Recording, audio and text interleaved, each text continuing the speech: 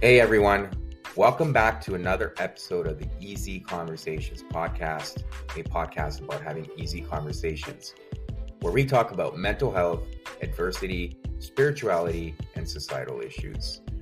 I'm your host, Furkan Dandia. And in this week's episode, I welcome a remarkable guest whose work has been dedicated to shattering stereotypes and advocating for a more inclusive world. Join me as I sit down with the inspiring Ruth Rathblott, a passionate advocate for disability inclusivity. Ruth, a disability rights activist and visionary leader, opens up about her personal journey with disability and how it has fueled her unwavering commitment to challenging societal norms. Ruth delves into her experiences with grace and resilience, discussing the obstacles she has faced and the misconceptions she has shattered along the way. Tune in to hear Ruth's profound insights on disability inclusivity, the importance of authentic representation, and the urgent need for change in the DEI landscape. Discover how she is leveraging her unique perspective to drive conversations that challenge the status quo and demand a more inclusive and equitable future. Through candid and thought-provoking discussions, I, with Ruth, explore the critical intersection of disability advocacy and DEI initiatives. We dissect why the current DEI framework may fall short and provide powerful insights into how it can be reimagined to serve marginalized communities better. Personally, I'm not a big fan of the metrics used in organizations to achieve diversity and inclusivity. I did bring that to attention during the episode. However, there's more to explore in this space. Take advantage of this thought-provoking conversation between me and Ruth and prepare to be inspired by Ruth's drive and resilience. Ruth Rathblott is an expert on inclusion and diversity. She is a TEDx and inspirational speaker, best-selling author, and an award-winning former nonprofit leader.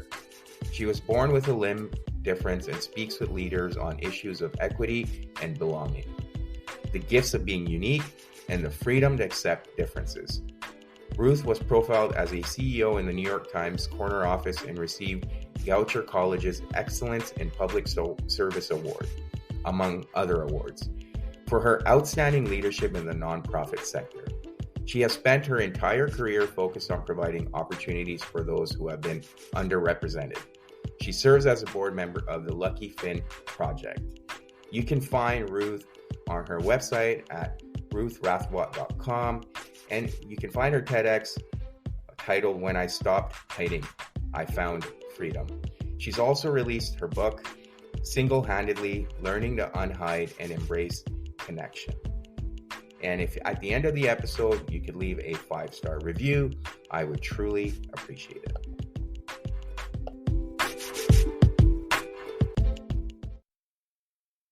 All right, Ruth, welcome to the Easy Conversations podcast. Thank you for joining me today, and thank you for your persistence. I appreciate it very much, and I'm really excited for the conversation we're going to have. But before we get started, I want to give you an opportunity to introduce yourself and let the listeners know a little bit about who you are and what it is that you do. Yes, I am Ruth Rathblott, and I work with leaders to expand the conversation on diversity to be much more inclusive so that their employees can unhide, thrive, and belong. And I do that through expanding the conversation on diversity to talk about and discuss disability. So that's my passion project, and to start this movement around unhiding. Mm-hmm. And you're also a TEDx speaker, so just want to highlight that. I'm a TEDx speaker and a best-selling author. So we have both of those things going on, and a former nonprofit executive. So yeah, there's a lot. Yeah. Well, thank you. And I guess just getting right into it, why are you so passionate about helping leaders have that awareness and be more mindful of inclusivity specifically, and specifically around disabilities? I think there's two reasons. One is there was a kind of pivotal moment in my career as a nonprofit leader where at one point I was questioned about the leadership and diversity of leadership in an organization I was part of. Mm-hmm. And it made me reflect and think about things. And then I asked a naive question. I asked a question about, do you see me as diverse? Mhm. And I know you and your listeners see me, through a square, and I'm a white female. And so at one point, the answer back when I asked the question, do you see me as diverse? The answer came back as, well, you're a woman. And I said, yep, that's a lens of diversity. That's that gender lens. And when we talk about diversity, we often think about race, we think about gender, and maybe we include sexual orientation in our conversations. And so the follow-up question I asked was, what about my disability? What about my limb difference? I was born missing a left hand. Mhm. And the answer back when I asked about my limb difference was, oh, well, we don't see you like that. And I said, well, I'm not asking to be seen like that. I'm asking for it to be acknowledged as part of diversity. Mhm. And it got me thinking, Furkan, about the idea of how are we defining diversity? Who are we including? And who are we not including in the conversation? And how come disability, the visible like mine and the invisible like mental health and neurodiversity, isn't part of the conversation? And yet it's the largest minority group. Right. And so that became a piece of my passion project, is to start to talk to companies where I had done a lot of fundraising and gotten mentors from and support, and realized that was a piece that was missing from the diversity conversation. And the second part to your question that I thought was really relevant in my work was, and I had thought for a long time, was that leaders needed to be part of the conversation early on, Right. because you can't change culture without leaders. Mhm. And I fought that forever in terms of my own leadership. I thought when people would come in for a job interview and say, what's the culture like here? I would answer back, well, I have a team of people. I'm not the only one that sets culture. But the truth is, what I learned, leaders need to set culture. Yeah. And there are varying leaders in organizations. Everyone's really a leader, but that in a hierarchical organization, leaders need to help drive culture and Right. drive inclusion. Yeah, and a lot of it has to happen through just leading by example, right? And talking about it and not shying away from it. And that definitely needs to happen. Now, there's this other piece, right? So, and I just want to get your thoughts on it, but I think when you see someone with a disability or physical disability, there's that tendency in our culture not to point it out or talk about it. And I can see why it could be difficult for people to bring that up. Do you feel like that often creates a bigger problem than actually makes it easier for the other person, like, on the receiving end? Yes, I think that we have created a culture where we don't talk about disability. I mean, think back to young kids. Young kids are some of the most curious, often kind about, they're just curious about difference and disability. Mhm. And so they will ask in a somewhat naive way, hey, and I'll take me, for example, they'll say, hey, what happened to your hand? Mhm. And immediately, within seconds, if an adult is around, whether it's a parent or a guardian or a grandparent, they rush in and they say, I'm so sorry. They just asked you about that. Yeah. And they scold the child. So we do two things. The message that we send to kids is, don't be curious, Mhm. because that's not a good thing. And so we squash that. And that's the beauty of children most of the time, because when it's with good intent. Yeah. And the second is, we send a message that disability is something we don't talk about. Mhm. Disability is a bad thing. And so that starts really young with kids. And as adults, we had that same message. So that's a piece of, let's start talking about disability. Let's name disability. Let's actually use the word disability Mhm. and re-own it and reclaim it as something that is not a bad thing. It's a strength. It's a gift. It's something that's unique about us. It allows us to have different perspective and different experiences. Mhm. And so that's where I think we need to bring the conversation back to, is let's own disability and talk about it, and realize the other piece for Gone that's really super important is disability, this is a conversation for everyone because at some point in everyone's life, disability will be part of it, Mhm. whether it's being born with a disability, whether it's acquiring one at some point, or whether it's taking care of somebody with a disability.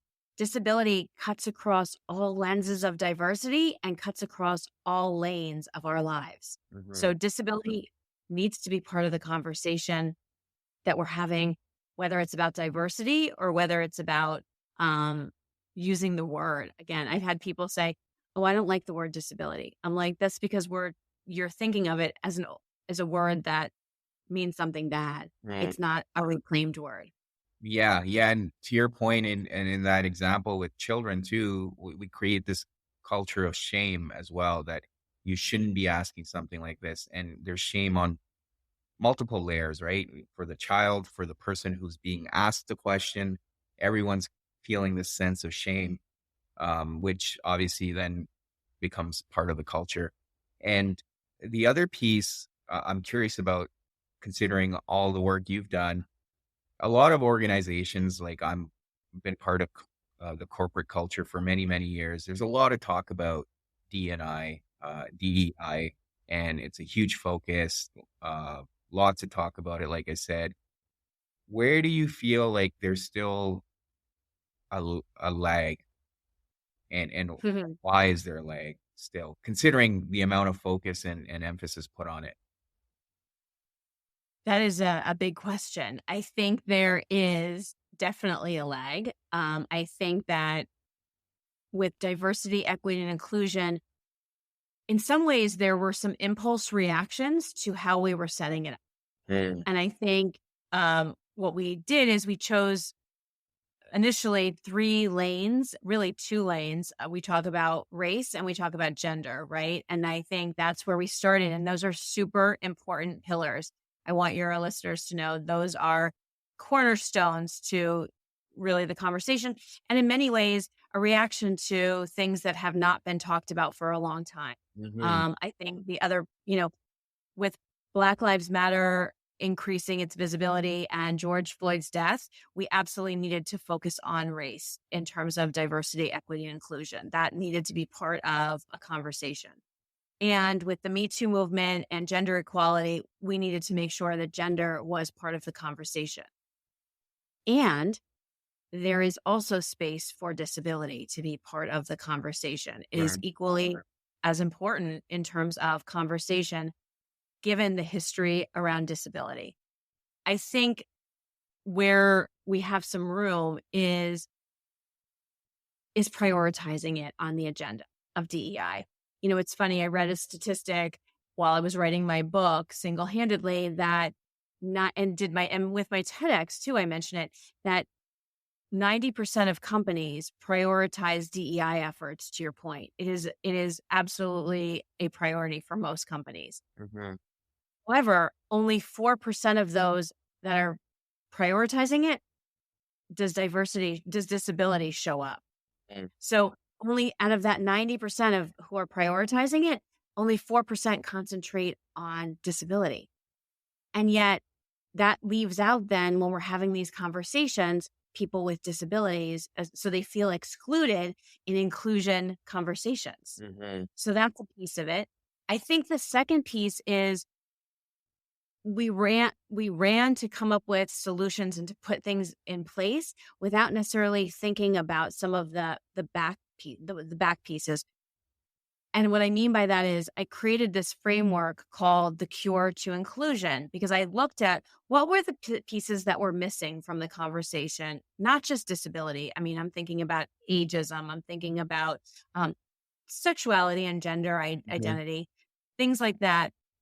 And what I looked at was, how do we actually, as ourselves, think about difference? Mhm. What are our biases? What are the things that where we have felt different? So there's this understanding piece that before you engage in really good DEI work, you need to know where you've come from and what your thinking is. So it's taking a step back to do the work in terms of what do you actually know about difference? What in terms of all of the lenses and lanes of diversity. So it's taking a step back and doing the work, the proactive work in terms of understanding, because only then can you really connect with others. Mm-hmm. And that's C. So my model is called the Cure to Inclusion, and it focuses on connection, understanding, representation, and empathy. And we start actually with the you, because it's the you is the understanding piece. And then it's thinking about connection and how can you connect with others because you're actually really listening to them for the first time because you've done the work. And then it's doing almost what I call an inventory or an audit around whose voices are on your team, whose voices aren't heard on your team, who's represented in terms of an organization, and setting some goals around some of it so that you're intentional in terms of representation and how you're thinking. Again, diversity, though, means different perspectives. It means different experiences. It means companies valuing that piece of it. And then the last piece is around empathy, which is because I know, and I can share, I grew up in a time when leadership, and in some ways this still happens, leadership was not about being vulnerable. Right. Leadership was not about showing your the things that challenged you. It was about being strong and tough and wanting to create goal, return on investment. And that's important. And so are the people and the perspectives that they bring, because that's what drives innovation. That's what drives engagement. That's what drives people actually staying and retention in companies. And so I think there's a model that why I work with leaders, even from the first question where we engaged here, is I work with leaders because leaders, it's almost like a shifting of how we think about leadership in terms of if we're asking people in our companies to be vulnerable and bring their best selves to work and their authentic selves, we need that model with leadership. So they are creating those places to do Right. this. Yeah. Yeah. And thank you for building on all of that. And to your point, when you said organizations often they rushed into it and perhaps focused on representation only, at least that's what I noticed. There was a lot of focus on metrics. And for me personally, that didn't sit well because it almost kind of, in my mind, it took away from the actual aspect of understanding and empathy that you alluded to, because now you're just focused on a number and getting that representation in so you can perhaps, it felt like a checking the box exercise. Is that Mhm. something you've seen? And what are your thoughts on this whole metric based approach? Yeah, I think I totally get where you're coming from. I think, though, if we don't have goals and if we don't measure things, then we don't know if we've moved the needle. Mhm. And so I think there's a need or a necessary piece to how do we set intentional goals, like benchmarks of what we actually want to do. And that requires thinking about what do we actually want to do, right? Around diversity. So I think there needs to be discussion around what is the end goal with diversity, because I imagine you and some of your listeners may have very different ideas. So how do we come to a point of what is it that we're trying to do? How can we measure that we've made an impact or made a difference? And then I think the other piece is, though, to your point, there is a lot of just checking the box. I know that there are companies who, say, oh, well, it's a celebration month, so let's just do something for that. And then we kind of are done with it for the year. Right. Well, no, how do we translate that into all year, thinking about those different groups? How does that, how do we show up that way? Right. Because it's not just a 1 month thing during the year where we celebrate different prides of different lenses of diversity, but it's how do we incorporate that? And that's where I think employee resource groups and affinity groups have their biggest opportunity, is Right. showcasing that work all year long. And I actually think that the goal is not to keep us separate as uh, employee resource groups, but to showcase the intersectionality of those Right. groups and bring us together Yeah, and highlight that piece, because I think that's where the real work get done. But absolutely. employee reach. Yeah, no, sorry. Yeah, the intersectionality is a huge point because I'll share a personal experience too. Because I mean, I'm of Pakistani descent, and uh, what would be considered a visible minority, I suppose. And often I feel like I get singled out because of that visible difference. And I know the intentions are good, that, you're a diverse person, perhaps you should have a voice. But to me, when I look at it, if there's intersectionality, we don't need to point out that I'm different. Like, just let's just consider that we're all the same, right? So why do I need to feel singled out? So there's this almost, I like to say, it's like this exclusion by inclusion that I often experience. Mm. And I don't know if that's obviously the goal, and I'm sure people have really good intentions, but how do you change the narrative and the approach in those situations where you may want to include someone, but not by pointing out their difference, right? Right. And it goes back to what I said, which was one of my pivotal moments through this, which was I don't want to be seen like that, right? Quote unquote, with the quotes and, oh, that you're different. I want to be acknowledged that I come with different perspectives and different experiences. And let's turn this conversation back to how do we celebrate difference, Mhm. right? Because we all have differences. But when we create workplaces where we're not allowed to showcase the difference, not that, again, to your point, not that we want to be singled out for it, but that I want to say, hey, what was your experience? How have you thought about this maybe differently than I am because you're coming at it from a different angle? So Mm. you're offering a different perspective that can move the conversation forward or that can move a product forward. I know, given having been a CEO, the people that I wanted on my team were the ones that had been challenged by something in their life, who thought outside the box, who Mm. had to think 2 or 3 steps ahead. The toughest employees for me were the ones that would come into my office and say, I don't know what to do. I'm done. Mm. The lack of problem solving skills. And people, I can say, most people with disabilities or differences have spent their life thinking outside the box and Yeah. creating solutions. And so that's where, can we change the narrative around diversity to look at celebrating differences and celebrating different perspectives and valuing different experiences, because that's what's going to create that engagement. That's what's going to let me be seen and heard at work and not feel excluded. And that's what's going to make the innovative products and concepts that we want. That drives creativity. Mhm. That's why I work with leaders on this, because that is where it starts. And I will offer, it's a two-way street.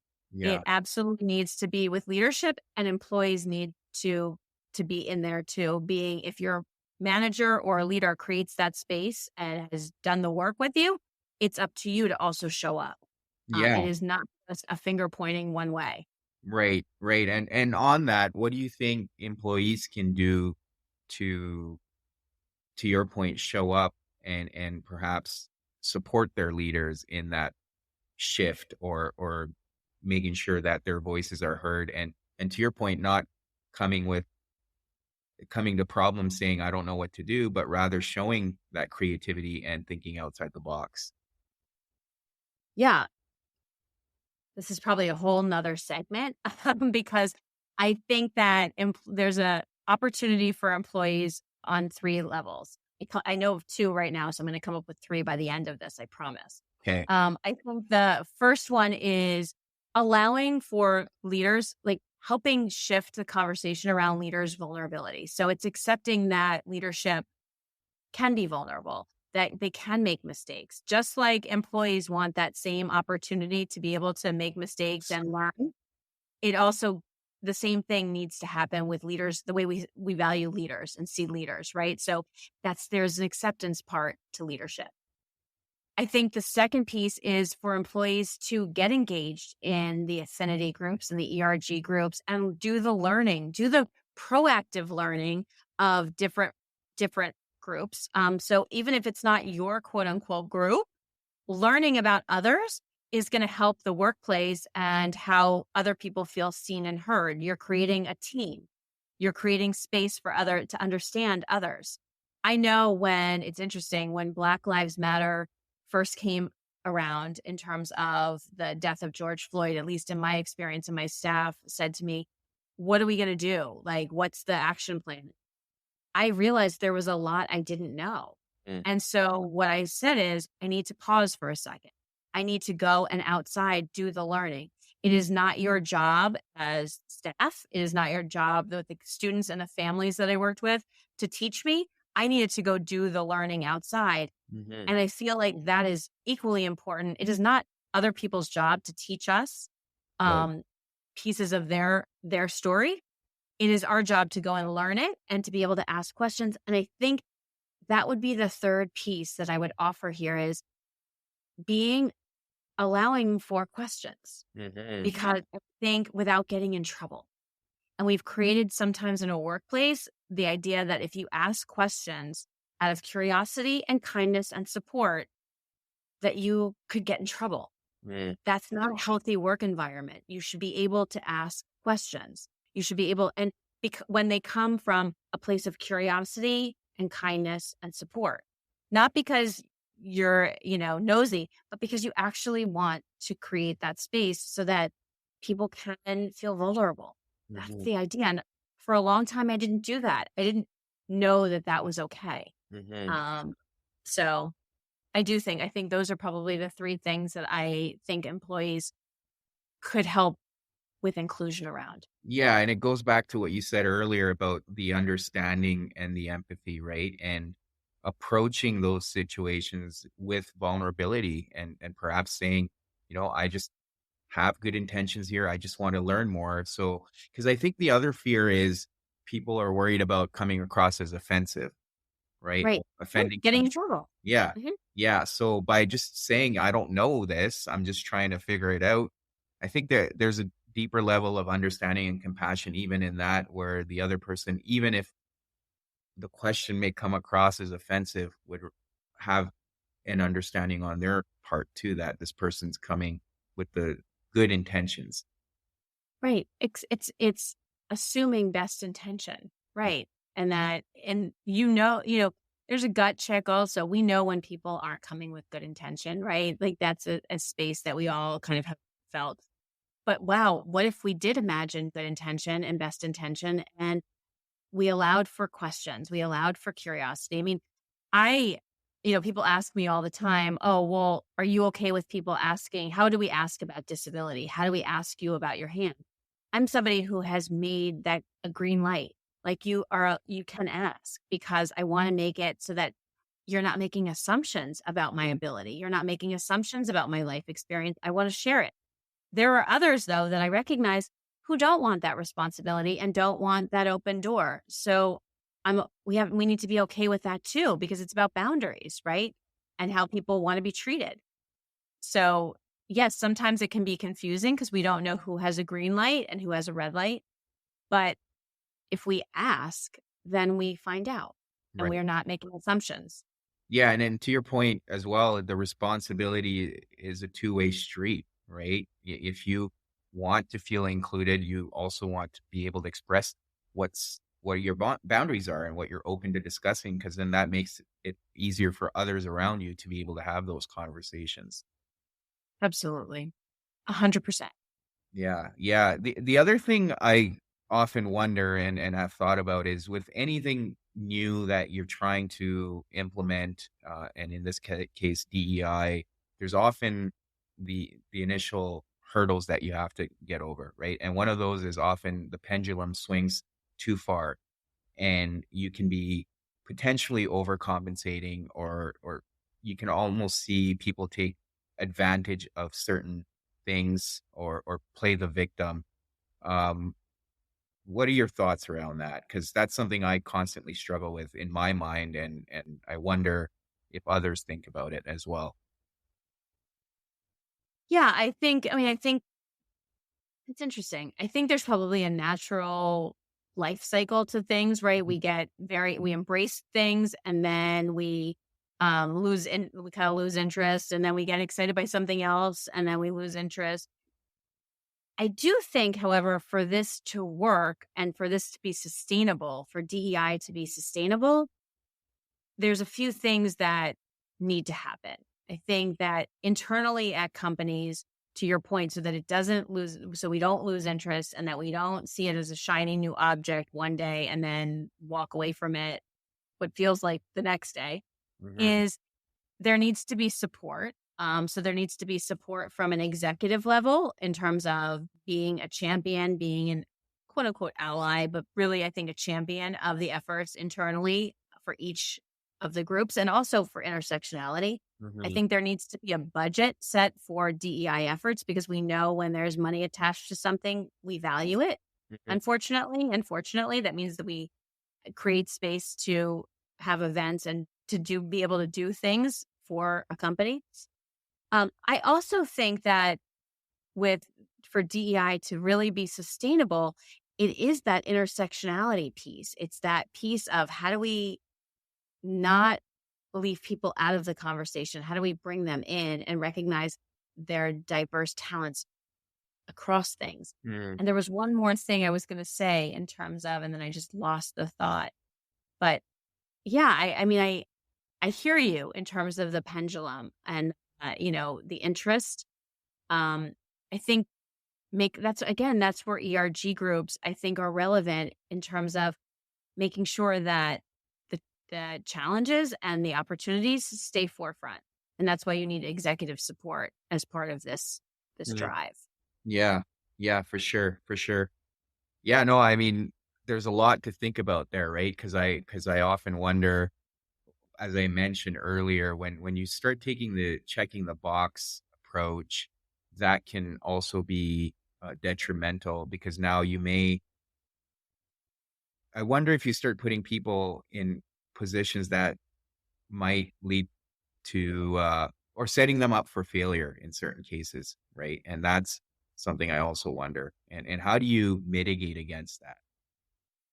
Yeah, no, and I thought about what I wanted to say because it goes along exactly. Thank you for the reminder of it, is that it can't just sit within one area, right? Like, I think the beauty of DEI is that it falls within the talent life cycle of HR from the beginning of when we are recruiting people to join a workplace to when they're engaged in the workplace to when they leave. So there's a HR talent life cycle that needs to think about DEI challenges and opportunities. There's a learning and development piece that also has DEI as part of its bandwidth. And so, how are we integrating departments and marketing? It's how we're thinking about how we're serving our communities through marketing efforts and the messages we're sending out as a company of what we value. Like, how do we actually bring those teams together around this? Because that's when it enhances the work, right? I think that's when it becomes relevant for everyone. Yeah. Um, yeah, because it's part of all aspects of the company. It's even part of our clients that we work with or our consumers or customers. So so I think it's bigger than just a department of DEI. It's almost like it's a value statement that the whole company um, needs to work with. Right. Um, Yeah.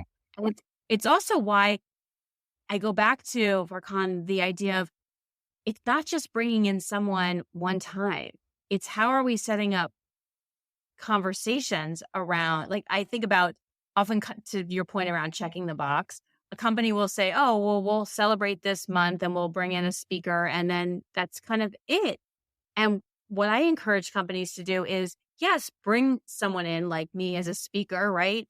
And then what does the follow up look like? What does the reinforced learning look like and the conversations? Because that's great for 60 minutes, but we know from adult learning, from child learning, that we need repetitive conversations. We need repetitive learning.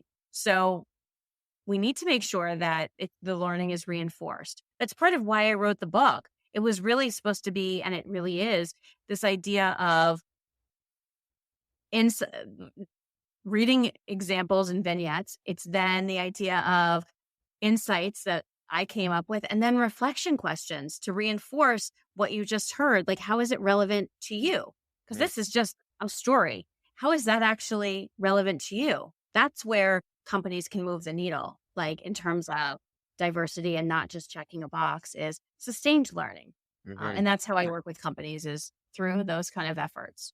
Yeah, yeah. No, thank you for building on that. And I guess we've mostly focused our discussion on organizations and companies, but what about from a societal perspective? Because you can't have initiatives in society. I mean, you could to a certain extent, but it's hard to hold anyone accountable from that aspect. But yeah, how can we do a better job in society to be more inclusive or even have that intersectionality? Because I feel that's where we struggle the most.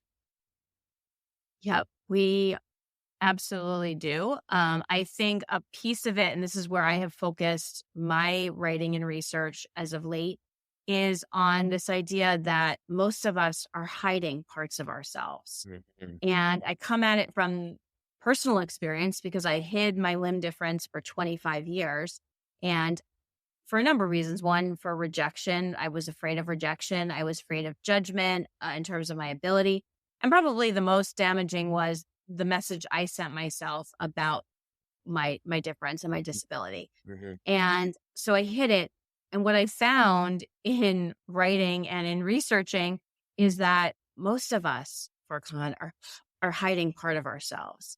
And that's what keeps us disconnected from others. Mhm. Is what because we're always worried that someone's going to find out, whether it's about disability, a visible disability like mine, or an invisible disability. But it actually goes deeper. It goes hiding is about people hide things all the time. They hide their age, they hide their education, they hide their financial background, they hide their politics more than ever. That's what keeps us separated. So if we're so focused on keeping part of ourselves hidden, we're actually not really connecting with others. And the truth is, we're not really in alignment and connecting with ourselves. We're not really actually getting to know ourselves because we're hiding that part because we've built up a message that it's not okay, that it's damaging. Mhm. Um, and I think as individuals, I look and with companies, so I'm going to go back to the company for a piece, but I think as individuals, how do we create space for people to unhide? How do we create space for people to be their best self, which means all their challenges too that come along with it? Mhm. Um, and that's where kind of my stamp is around the idea of this hiding piece. Like, how do we create a movement and a community for people to unhide so Mhm. that they can connect? Because the key to connection, which we all so desperately want, is that connection with others. And we learned that probably more over COVID than ever before, even for those introverts who preferred COVID because we didn't have to, connect in some ways. We still crave connection. Yep. And it's the social connection is so important. And so, but if we're holding something back about ourselves that somebody needs to know to be able to quote unquote support us or to love us or to hire us or to like us, then we're not actually really connecting. And the key to connection is unhiding. Yeah, yeah, absolutely. I think connection is huge, and to your point, COVID really brought that to the forefront. I mean, social beings. We need that sense of connection, and that connection needs to happen on an unconditional level, right? And I think, as we talked about earlier, if there's that sense of empathy, compassion, we can move past a lot of these barriers that we've created. And often these barriers are visible to a certain extent. And then once we have that level of understanding, then it's easier for people to show up as their true authentic selves and not hide parts of themselves, which is detrimental on so many levels. It's absolutely exhausting. It is lonely and it takes a toll on our mental health when we're hiding part of ourselves.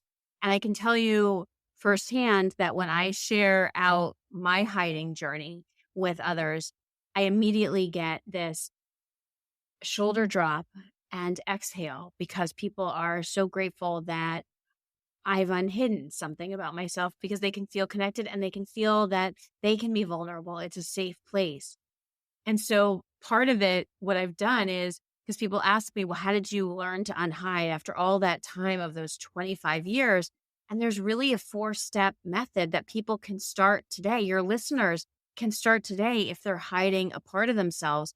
It's recognizing that you're hiding, right? It's owning that piece of yourself that's hiding. It's then inviting someone in and asking for help to unhide. It's finding that person, it really only takes one person to start. Yeah. Finding that one person that you can share something, that part of yourself with. And then it's about finding community. And I think the beauty and the gift of social media, though, people can debate this till the end of time. The beauty and the gift of social media is that you can find a community of anything Mm. on social media. I found a group called the Lucky Finn Project that way from someone telling me about it. It was at that point when I first found it was 30,000 members who had limb differences just like mine. I thought I was alone my whole life, not connecting, not realizing that there were so many people. That group is now over 70,000 in membership. There are resources online. There are places to get support. And so it's finding and building your community as the third step. And then the fourth step for Khan is sharing out your story with others so that it becomes this loop of I share out my story of hiding and now unhiding. And it helps someone else think about, well, who's the person I'm going to invite in and find that person. Right. They then go and build their community. And then they share their story and it helps someone else. That's the true nature of the way we're going to create this individual piece of people not feeling siloed and isolated and included.